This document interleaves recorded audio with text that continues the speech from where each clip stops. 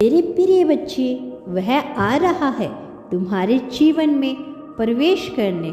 तुम्हारे जीवन में बहुत बड़े बड़े छुपे हुए रहस्य वह हटाने वाला है। तुम्हारे जीवन में अब तक बहुत सारे उतार चढ़ाव आ चुके हैं। जितना तुम्हारा अनुभव है वह सामान्य नहीं है। उम्र से ज़्यादा बड़े बड़े अनुभव देखी हैं तुमने। तुम बहुत से ऐसे लोगों से भी मिल चुकी हो जो तुम्हारे सामने कुछ और होते हैं, लेकिन तुम्हारे पीठ पीछे बिल्कुल ही विपरीत किस्म के होते हैं। इस प्रकार के लोग तुम्हारे जीवन में दुर्भाग्य फैला रही हैं और इसी वजह से तुम्हारे कर्म भी दूषित हो रही हैं। लेकिन अब तुम्हें चिंता करने की आवश्यकता नहीं है, वह आ रहा है। इसीलिए मेरे प्रिय, आज यदि तुम्हें यह संदेश मिल रहा है तो इसके पीछे बहुत बड़े दिव्य कारण छुपे हुए हैं। तुम्हें इन कारणों को समझना है और इन कारणों को समझने के लिए तुम्हें इस संदेश को पूर्णतः सुनना है। किसी भी हाल में, किसी भी परिस्थिति में तुम्हें इसे बीच में छोड़कर जाने की भूल नहीं करना। मेरे प्रिय, तुम्हारे लिए सबसे ज़्यादा दुर्भाग्य की बात यह रह रही है कि तुमने ऐसे लोगों पर विश्वास किया जो लगभग आस्तीन के सांप थे, जो तुम्हारे सामने तो कुछ और होने का दिखावा करते थे और मुखौटा पहने रहते थे, लेकिन पीठ पीछे तुम्हारा ही गला काटने पे उतारू थे, जो तुम्हें धोखा देने से पहले एक एक भी बार नहीं सोचते थे। ऐसे लोगों पर तुमने ज़रूरत से ज़्यादा भरोसा किया और यही वजह है कि तुम्हें बहुत से धोखे दिए गए हैं। तुम स्वयं भी भीतर से कुछ और ही हो मेरे बच्चे, लेकिन इस बाहरी समाज में, इस दिखावे भरे समाज में तुम्हें अपने आप को दूसरी तरफ से प्रदर्शित करना पड़ता है। तुम यदि टूटा हुआ महसूस करते हो तब भी तुम्हें मजबूत होने का दिखावा करना पड़ता है, और कई बार जहाँ तुम मजबूत होते हो वहाँ तुम्हें टूटे होने का दिखावा करना पड़ता है। यह समाज है तुम्हें मुखौटा पहनने पर मजबूर कर रहा है। यह समाज तुम्हें तुम्हारे वास्तविक जीवन से, तुम्हारे सच्चे जीवन से दूर कर रहा है। मेरे प्रिय, तुम में और उनमें दोनों में विशेष अंतर है। वो जो मुखौटा पहनकर दूसरों का गला काटने पर उतारू हैं, और तुम जो मुखौटा पहनते हो ताकि तुम दूसरों को दुखी ना कर दो। तुम में और उनमें अंतर है। क्रिया भले ही एक समान हो, दिखावा भले ही एक समान हो, किंतु नियति में अंतर है। जहाँ नियत में अंतर होता है वहाँ नियति भी अंतर देख लेती है। मेरे प्रिय, तुम अपना यह दूसरा चेहरा समाज में बने रहने के लिए देखते हो, जबकि दूसरे लोग अन्य लोग से लाभ उठाने के लिए दोहरे चेहरे अपनाते हैं। मेरे प्रिय बच्चे, मैं जानता हूँ तुम कई बार समाज में अपने आप को पूर्णतः स्थापित नहीं कर पाते। बहुत से लोगों के बीच जाकर तुम्हें कई बार अच्छा महसूस नहीं होता। कई बार तुम्हें ऐसा लगता है कि अपनों के बीच भी तुम अकेले हो। अपने ही रिश्तेदारों के बीच तुम खुलकर बात नहीं कर पाते। उनके बीच बैठकर तुम्हें आरामदायक सहज महसूस नहीं होता। तुम अपने मन में उदास होते चले जाते हो जब तुम ऐसे लोगों के बीच मौजूद होते हो तो जिनके साथ तुम समाज में सहजता पूर्वक नहीं रह पाते, जिनसे अपने दिल की बात नहीं कह पाते हो, तो उसे तत्कालिक क्षण में तुम्हें अपने चेहरे पर एक मुखौटा पहनना पड़ता है। यह हंसी का मुखौटा, एक मुस्कान का मुखौटा वास्तव रूप में तुम्हारे स्वरूप से भिन्न होता है। यह केवल दिखावे के लिए होता है, जबकि तुम अंदर से बिल्कुल ही अलग महसूस कर रहे होते हो। तुम्हें लगता है कि कब परिस्थिति समाप्त हो, कब तुम उनके बीच से हट जाओ। कई बार तुम्हें तुम्हारे मन में यह विचार आता है कि सब कुछ छोड़ छाड़ के तुम कहीं ऐसी जगह चले जाओ जहाँ शांति ही शांति हो, जहाँ सुकून हो। लेकिन साथ ही उसी क्षण तुम्हें यह भी एहसास होता है कि तुम उसे छोड़ नहीं पा रहे हो। तुम एक अजीब सी विडंबना में, एक अजीब सी दुविधा में फंस चुके हो, जहाँ से तुम्हें सही गलत समझ नहीं आ रहा है। तुम क्या कर रहे हो, क्या नहीं करो, इसे समझ नहीं पा रहे हो। तुम्हें पकड़ना भी चाहते हो, तुम छोड़ना भी चाहते हो, और इसी विषम परिस्थिति में तुम कोई स्ट्रिक्ट फैसला नहीं ले पा रहे हो। तुम्हें मुखौटा पहनना पड़ता है, तुम्हें दिखावा करना पड़ता है, अपने आप को तुम्हें ऐसा दिखाना पड़ता है मानो तुम कितने आत्मविश्वास पूर्ण हो, जबकि तुम्हारे दिल को दर्द पहुंचता है, जबकि तुम्हारा हृदय कांपने लगता है। लेकिन इसके बावजूद तुम हंसकर उनका सामना करते हो, उनसे लड़ने नहीं जाते, उनसे बहस करने पर विवश नहीं करने जाते, उनसे तर्क वितर्क करने नहीं जाते, उनका विरोध करने नहीं जाते हो। इसका कारण यह होता है कि तुम कई बार ऐसा महसूस करते हो कि तुम विवाद में पड़ना नहीं चाहते। इसका कारण भय नहीं है, इसका कारण कहीं से भी हिंसा नहीं है। यह कोई तुम्हारा मन विवादों से बचना चाहता है, तुम्हारा मन झंझट से बचना चाहता है। मेरे प्रिय, तुम्हारे भीतर जो दो चेहरे हैं वह समाज को बदलने के लिए नहीं है, वह वास्तव में यह स्थापित करने के लिए है कि तुम्हारा अपना एक अस्तित्व है। तुम समाज में लोगों के साथ तालमेल बिठाकर, सामंजस्य बिठाकर चलना चाहते हो, जबकि तुम्हारा हृदय तुम्हें सुकून तलाश करने को कहता है, जबकि तुम्हारा मन तुम्हें बार बार कचोटता होता है कि तुम शांति की तरफ भागो।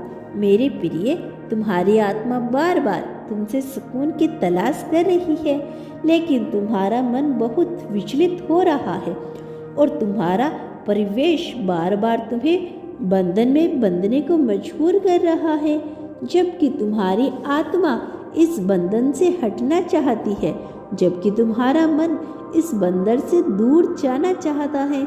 लेकिन तुम समाज के बताए हुए दोहरे पैमाने पर चल रही हो, जिसकी वजह से तुम कोई सटीक फैसला नहीं ले पा रही हो। मैं नियंत्रण तुम्हें निर्णायक होने को कह रहा हूँ, लेकिन तुम निर्णायक हो ही नहीं पा रहे हो। तुम परेशान हो, तुम सोच रहे हो कि शुरुआत कहाँ से करूँ। मेरे प्रिय, तुम्हें शुरुआत अपने आप से करनी होगी। तुम्हें शुरुआत अलपवादी जीवन को प्रारंभ करने से करनी होगी। एक बार जब तुम न्यूनतमवादी जीवन को अपना लोगे, एक बार जब तुम अपनी ज़रूरतों को, अपनी आवश्यकताओं को और अपनी चाहत को समझ जाओगे, तो तुम यह जान जाओगे कि अभी तुम्हारे लिए तत्क्षण क्या आवश्यक है। तुम्हें दुष्टता की भांति अपने जीवन को देखना होगा। जब तुम जीवन को नियंत्रण करने का प्रयास करते हो, तो यह प्रयास सर्वदा ही विफल हो जाएगा। यह प्रयास कभी भी स्टिक नहीं होगा। यह प्रयास कभी भी तुम्हें आगे लेकर नहीं जाएगा, क्योंकि इस संसार में कोई भी जीव अपने जीवन को नियंत्रण नहीं कर सकता। जरा विचार करो कि क्या यह जीवन तुम्हारे मन, बुद्धि एवं चित्त से तुम्हें मिला है? क्या इस जीवन में मृत्यु तुम्हारी बुद्धि, मन या चित्त तय करे? ऐसा नहीं होता तो फिर जीवन को तुम क्यों नियंत्रण करना चाहती हो? अपने मन, बुद्धि और चेतना के द्वारा जब तुम इससे नियंत्रण करने का प्रयास करोगे, तो यह हमेशा विफल होता रहेगा। इसीलिए इसे नियंत्रण करने का प्रयास छोड़ दो और दुष्टता की भांति अपने जीवन को देखते जाओ। तुम्हारे साथ जो भी घटित हो रहा है, उसके सहरे से स्वीकार करो। देखते जाओ कि तुम्हारे साथ क्या हो रहा है। यदि सुख आ रहा है तो भी खुश होकर उसे मोश में रहकर जीते रहो, देखते रहो। यदि दुख आ रहा है तो भी उसे भी चुनौतियां मानकर देखते रहो और देखते रहो कि उस चुनौती के क्षण में तुम्हारी बुद्धि तुमसे क्या कह रही है। उस चुनौती के क्षण में तुम क्या करने वाले हो। परिणाम की चिंता नहीं करो, मैं तुमसे नियंत्रण कह रहा हूँ कि मैं तुम्हें हारने नहीं दूंगा, मैं तुम्हें थकने नहीं दूंगा। इसीलिए मेरे प्रिय, तुम्हें परिणाम की चिंता त्याग दो। तुम यह त्याग दो कि तुम्हारे साथ कुछ भी बुरा होगा। मैं नियंत्रण तुम्हें यह बता रहा हूँ कि तुम्हारे साथ कुछ भी बुरा नहीं होगा। फिर आखिर तुम क्यों घबरा रही हो? क्यों बिना मतलब की बेचैन हुए जा रही हो? क्यों अपने जीवन को तकलीफ पहुंचा रही हो? तुम जितना ज़्यादा चीज़ों को नियंत्रण करने का प्रयास करोगे, जीवन तुम्हारे हाथ से उतना ही ज़्यादा छूटता चला जाएगा। और जितना ज़्यादा तुम सहज रूप से जीवन जियोगे, उतनी ही ज़्यादा प्रसन्नता तुम्हें प्राप्त होगी।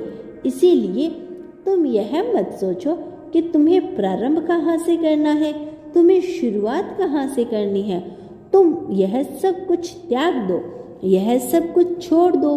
तुम जिन चिंताओं से घिरे हो, वास्तव में उनका कोई मूल नहीं है। वो चिंताएं बेईमानी है। समय के साथ यह चिंताएं छंट जाती है। तुम याद करो, पहले तुम जिन समस्याओं से गुजर रहे थे, तुम्हें लगता था कि यही से तुम्हारी जिंदगी खत्म हो गई है। तुम्हें लगता है कि अब तुम्हारे आगे कोई वजूद बचा ही नहीं रहा। लेकिन अंततः क्या हुआ? क्या तुम्हें याद है उसका परिणाम क्या हुआ? तुम कभी भी समाप्त नहीं हुए। मेरे प्रिय, तुम उन चिंताओं से उभर गए, तुम उन चिंताओं से पार पा गए। लेकिन पुण्य तुम्हारे साथ एक नई समस्या आ खड़ी हुई। कभी तुमने विचार किया तुम उन चिंताओं से कैसे निकल आए?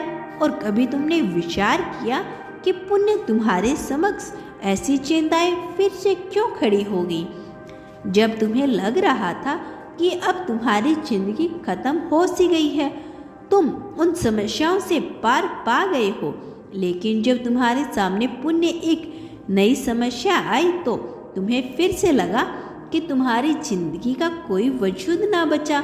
मेरे प्रिय, गौर करो कि तुम्हें किसने बचाया।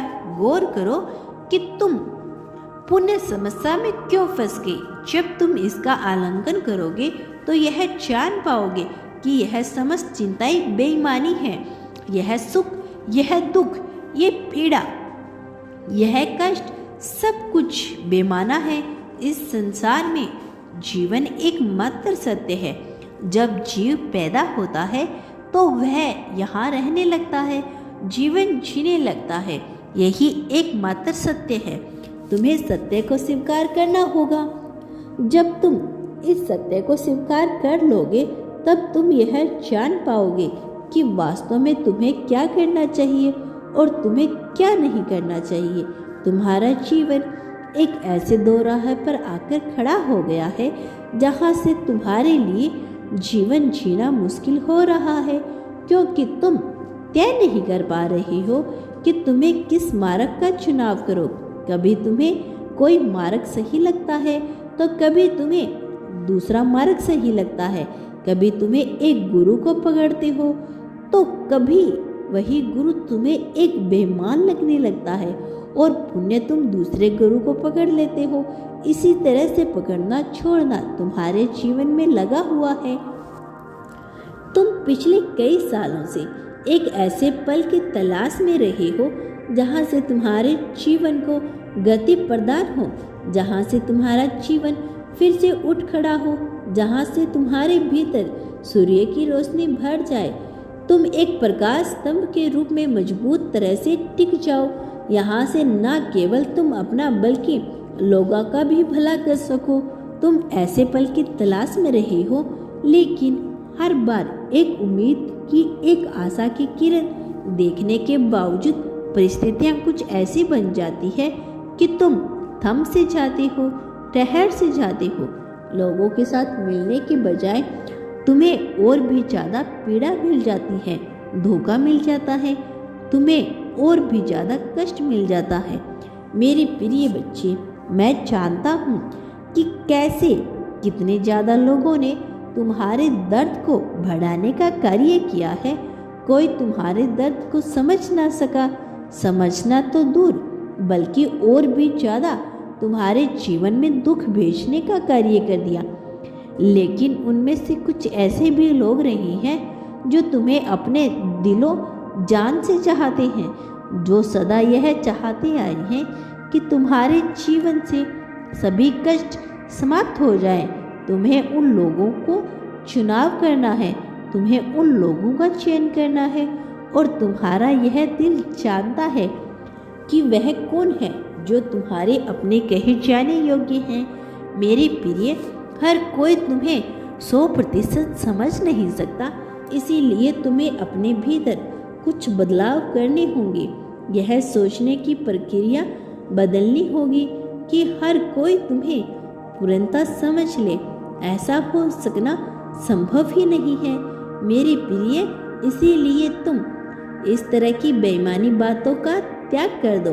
हर कोई तुम्हें समझे, इसके साथ ही हर किसी को खुश करने की, हर किसी को खुश रखने की अपनी कला को भी त्याग दो। मैं जानता हूँ तुम चाहते हो कि हर कोई तुमसे पसंद रहे। तुम किसी को दुखी नहीं देखना चाहते, ना ही किसी को दुख देना चाहते हो। इस वजह से तुम अपने चेहरे पर मुखौटा ओढ़े घूम रही हो। यह दोहरा चेहरा तुम्हें कहीं लेकर नहीं जाएगा। मैं जानता हूँ कि तुम यह दोहरा चेहरा केवल समाज में सामंजस्य बिठाने के लिए अपने ऊपर लादे हुए हो, लेकिन यही दोहरा चेहरा तुम्हारे दुखों का कारण बन सकता है, क्योंकि जब तुम दोहरे चेहरे अपने ऊपर धारण करते हो तो तुम लोगों को खुश करने का कार्य प्रारंभ कर देते हो, और जो मनुष्य दूसरों को खुश करने का कार्य प्रारंभ करता है वह कभी परमात्मा को प्राप्त नहीं कर सकता, क्योंकि वह कभी अपने भीतर झांकने का ही नहीं चाहता। और जो मनुष्य अपने भीतर झांकने का कार्य नहीं करेगा उसके लिए परमात्मा को प्राप्त करना असंभव है। इसीलिए मेरे प्रिय, तुम अपने चेहरे से इस मुखौटे को उखाड़ फेंको और अपने वास्तविक स्वरूप में आ जाओ।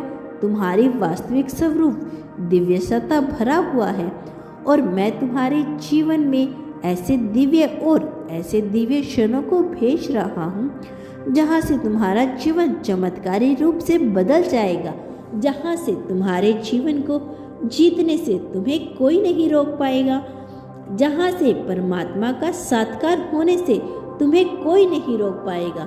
मेरे प्रिय, तुम सफलता की सीढ़ियाँ चढ़ रहे हो, तुम अपने कदम आगे बढ़ा चुके हो, तुम्हारा मार्गदर्शन नियंत्रण किया जा रहा है। तुम हार नहीं सकते, तुम थक कर नहीं सकते, पीछे नहीं जा सकते, तुम जीत की कगार पर हो।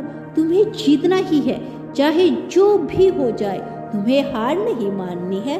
परिस्थितियां तुम्हारे पक्ष में हो चाहे तुम्हारे विपक्ष में हो, तुम्हें दृष्टा की भांति अपने जीवन को देखते जाना है।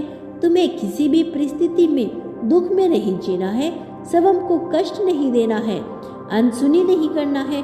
वास्तव में तुम्हें उपासना को समझ इस स्वरूप से अनजान नहीं हो।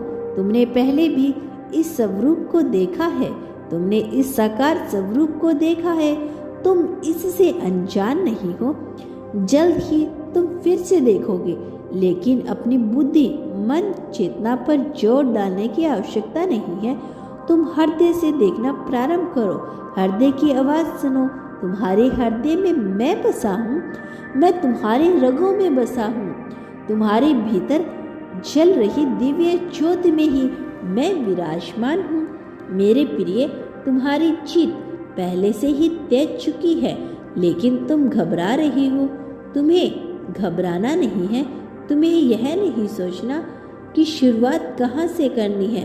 तुम बस लग जाओ, तुम बस प्रारंभ कर दो, तुम बस स्वीकार कर लो, तुम बस दुष्ट तो हो जाओ, तुम बस साक्षी बनना स्वीकार करो। सब कुछ तुम्हारे सामने ही घटित होने वाला है, लेकिन जब तक तुम विचलित रहोगे, जब तक तुम ललायित रहोगे, तब तक तुम्हारे भीतर जिज्ञासा पनपती रहेगी और तुम आवेश में आते रहोगे। यह तुम समझ नहीं पाओगे, यह तुम देख नहीं पाओगे, यह घटता रहेगा, किंतु तुम्हें इसे स्वीकार नहीं कर पाओगे, तुम जान नहीं पाओगे कि यह कैसे घटित हो रहा है।